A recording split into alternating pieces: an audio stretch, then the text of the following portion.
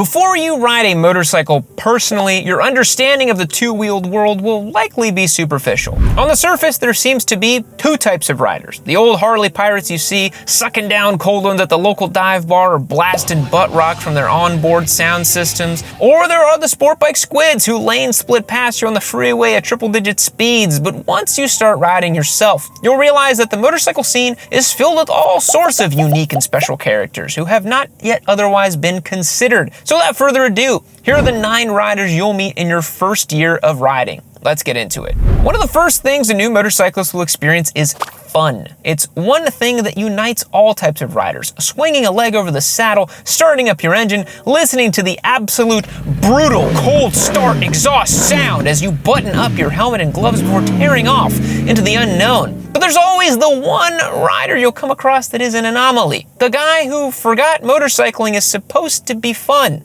You'll see him typically riding a classically cool guy bike like the Triumph Bonneville. He'll have the retro leather jacket, a 3/4 helmet with Ray-Ban Wayfarer sunglasses. He looks like he came straight out of 2011. What is this guy? He'll be quiet and shrug off conversation from other riders. You'll say, "Hey man, I like your bike." And in between drags of his American spirits, he'll say, "Yeah, me too, bozo, now scram." Okay, that might be an exaggeration, but you know the type of rider I'm talking about. He's so wrapped up in embodying the James Dean-esque too cool for school bad boy persona that he entirely forgot motorcycling is supposed to be fun. This dude is completely upright in corners, likely due to a massive stick up his behind. His motorcycle is a fashion statement, and his dad is a lawyer. The next rider you'll meet is the exact opposite, the person who's having way too much fun. The mall core Spencer's Gift Enigma rider. He'll either be riding a Chinese 250 sport bike in quotations or a super jank Ninja 300. He still wears those big Etnies skate shoes even while riding, but the most defining factor is the ratty Cookie Monster helmet cover. Remember those mall kids from 2005? Maybe some of you weren't born by then, but they had pajama pants, big Etnies, Cookie Monster fitted hat.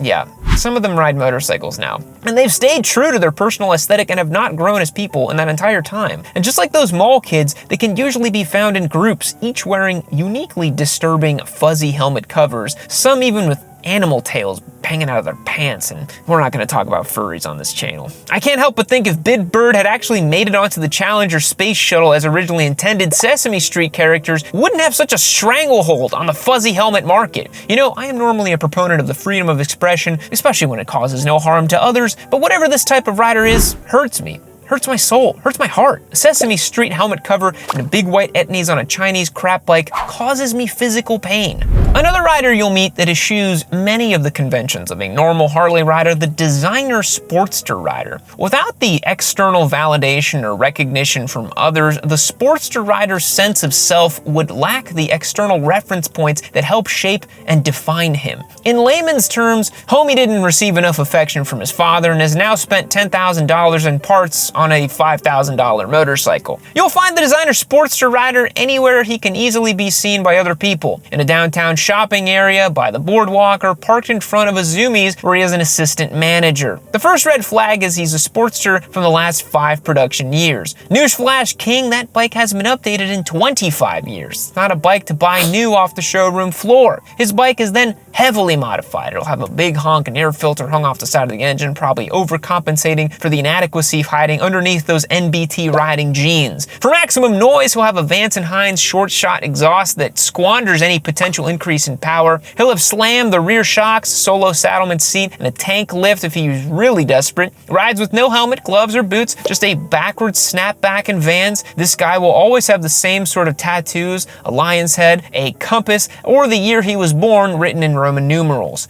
He's kind of like if Sportster guy was a Ken doll. All style, no substance, and completely smooth in the front. I know we've got die-hard sport bike guys that watch this channel, and you're probably thinking, who cares about all these lame cruiser dorks anyways? Tell me something I can personally relate to. I need to watch content that mirrors my own identity and validates my sense of self. Well, here you go. The next rider you'll meet is the True Squid.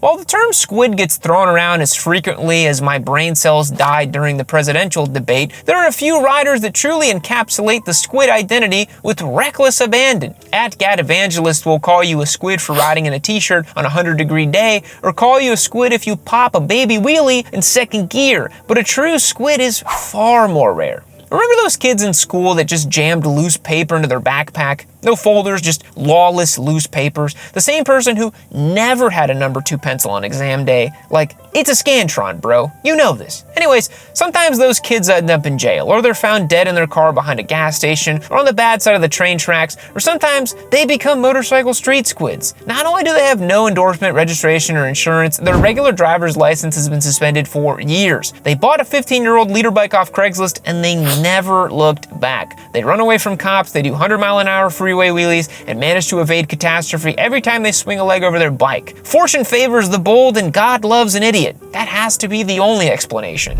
In his novel Nausea, French existentialist Jean-Paul Sartre said, "I had no adventures. I am not the hero, but I do exist. I am here. I am counting the columns, and it is not an adventure. I am looking at the iron grating in the window, and it is not an adventure, but I exist. I am here. I am not a tree." And it turns out he was talking about adventure bike riders parked outside of a coffee shop. If you're a normal street bike rider, in your first year, you've likely never met a real ADV rider, as they're off traversing the Pan American Highway or whatever. Instead, what you'll find is a rider who likes the rugged appeal of the adventure bike, the trail sport styling, but lives 100 miles from the nearest gravel road. The ADV bike is for the aging dad is just an expensive Lego set. They already maxed out on the off-road farkles they can put on their Tacoma, so an adventure bike was the next logical step. They got the aftermarket GPS unit, the extra lighting, the center stand, and every other modification the ADV YouTubers have been paid to shill. They think, hope for the best, prepare for the worst. But in case of the ADV dad, the worst case scenario is the barista forgot to warm up their croissant in the coffee shop. Riding motorcycles can often require a ton of energy. You've got long days in the saddle, intense track day riding, or even just commuting in this hot summer heat. To get fueled for any two-wheeled adventure, it's important to start your morning off right with a high-protein meal. And unfortunately, I just don't always have time to prepare a full English breakfast. That's why I was super excited when Magic Spoon reached out and wanted to sponsor the channel. Magic Spoon makes high-protein cereal with 0 sugar per serving. I am very busy these days running the channel and taking care of a new baby at home. Where's Bobby keep the extra diapers? So having a tasty, high-protein meal that is as easy as Magic Spoon has always been awesome for my family. Seriously, my wife loves the fruity flavors. Magic Spoon tastes great too, being reminiscent of the nostalgic flavors of childhood while being made with high-quality ingredients and nothing artificial. Each serving of the Magic Spoon has 13 to 14 grams of protein, 0 grams of sugar, and 4 to 5 grams of net carbs, so you can feel good about what you're eating. It is so easy to start your morning off right with high protein, 0 sugar from Magic Spoon, and I think if you're a busy motorcyclist like me, you'll agree. Use my code YAMMY or click the link in the description to try Magic Spoon cereal today and get $5 off. You can also find Magic Spoon in your nearest grocery store. Magic Spoon is so confident in their product, it's backed with a 100% happiness guaranteed online. So if you don't like it for any reason, they'll refund you your money, no questions asked. So click the link in the description to go to magicspoon.com/yammy for $5 off. Thanks so much to Magic Spoon for the support. Now let's get back to the show.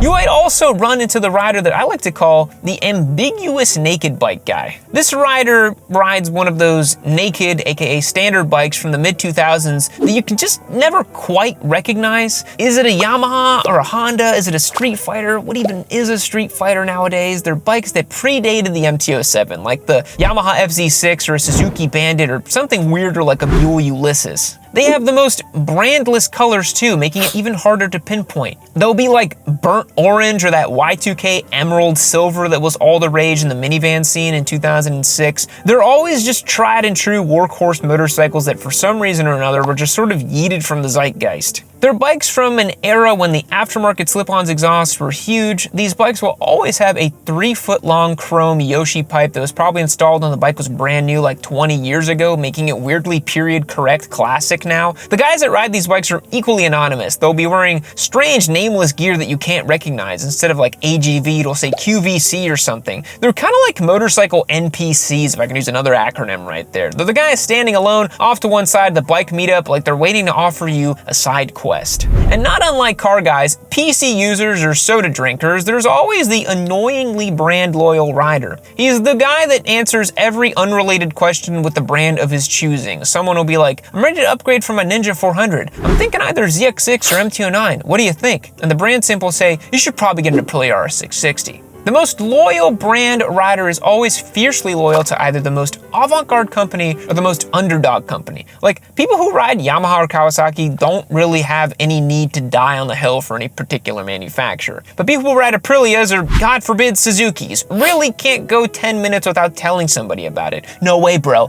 They don't leak oil anymore. The gaskets are fine. I just have to trailer my bike 2 hours to the dealer to clear engine codes and wait 2 months for parts. But bro, it's an Aprilia. You pay for the privilege. Or there'll be Suzuki people who can't wait to tell you how the BMW S1000RR was based on the K5 Gixxer, how the new 270-degree twin is the most diverse and practical engine they've made since the SV650. It's almost like Suzuki can't afford to update their website, not to mention their bikes, but instead they're paying all these Suzuki stands to run their mouths 24/7. Aprilia really makes awesome, exciting motorcycles. Suzuki makes motorcycles? And motorcycles are like dogs. They're all good boys. We can agree on that, right? In your first year riding, you'll definitely come across the cursed cafe racer teen. You're bound to cross paths with them at the gas station because they're always where their bike will refuse to start after they've stopped for a top-off of ethanol-free gas to preserve those pesky carbs. They'll have the seat off, unveiling a wondrous rat's nest of wiring that's bound to be creating a short somewhere, interrupting voltage in the spark plugs. They bought themselves a $400 UJM bike off of Facebook Marketplace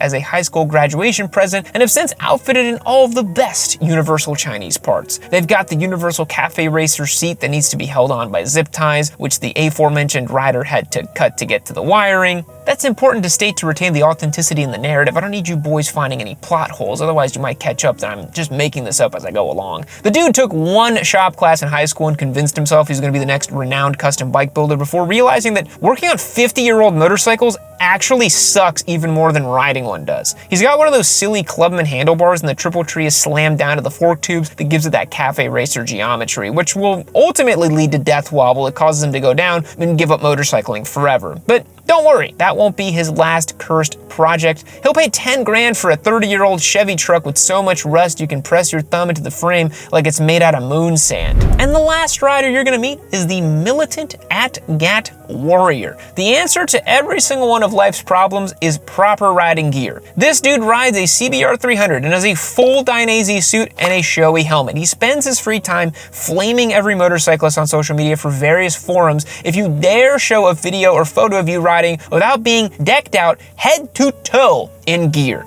He's the guy that if you post a picture of your first motorcycle, he'll say, nice bike, but make sure to wear the right gear. As if everyone who hasn't already taken the MSF course hasn't been told this 100 million times already. Get a new catchphrase, my dude. Even better is the ATGATT Warrior, who has some harrowing story about a close family member who died in a motorcycle crash. Like, my guy, your Uncle Jerry didn't die because he wasn't wearing the latest Revit jacket. He died because he and the boys had 6 beers and then drag raced their Harley Davidsons without helmets on a country road before hitting a deer the way God intended in our freedom-loving American society. Like, I get it. I value my safety and I want people to be safe, but I also recognize how to read a room. If you want to lead by example, don't be so excruciatingly annoying that people actively want to ignore your advice. It's like that motorcycle subreddit to a T, a bunch of people who have zero actual experience who get off on preaching to people who have even less experience about the same 2 topics. Ending the rant. Thanks for making it to the end of the video. These are the ones that are always a ton of fun and I enjoy making so much. I hope you enjoyed it. I hope you had a laugh. How many of these riders have you actually met? How many times have you seen a Cookie Monster helmet guy? Either they're actually everywhere or I'm being gang stalked by them. Also, that thing probably smells so bad. Hit that subscribe button if you're new here. We got a ton of awesome new content coming your way and you're not gonna wanna miss it. I will catch all of you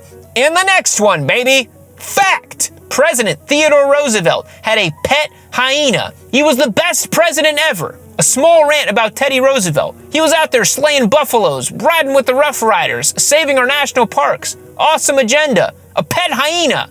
I think he got shot one time and kept delivering his speech. Come on, let's go. Goodbye.